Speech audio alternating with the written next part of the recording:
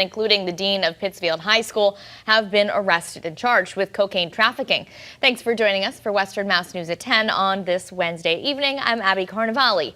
Western Mass News reporter Addie Patterson joins us live in studio with what we know about the charges. Addie, what can you tell us? Abby, Levante Wiggins and Theodore Warren were arrested this morning and charged with 1 count each of conspiracy to distribute and possession with intent to distribute cocaine. On Wednesday, Dean of Students of Pittsfield High School, 30-year-old Levante Wiggins and 42-year-old Theodore Warren of Pittsfield were arrested and charged with conspiracy to distribute and possession of cocaine. According to charging documents obtained by Western Mass News, Wiggins operated a drug trafficking organization distributing large amounts of cocaine in and around the Pittsfield area, with Warren serving as a runner for the organization. Back in August 2024, documents show that Wiggins expressed concern that he was under investigation, sending Warren to complete cocaine deliveries. Documentation also alleges that one of Wiggins' customers accumulated over $34,000 in debt for cocaine that Wiggins provided on credit. While collecting on that debt, both men continued supplying large quantities of cocaine to that same customer, distributing over 400 grams between September and December 2024.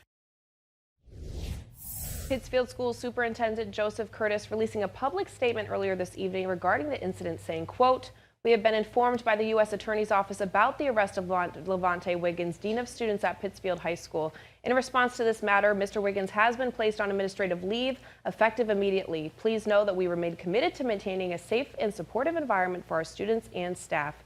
We have no other information at this time." Wiggins and Warren could face up to 20 years in prison and up to a lifetime of supervised release and a fine of up to $1 million. Reporting live in studio, Addie Patterson for Western Mass News.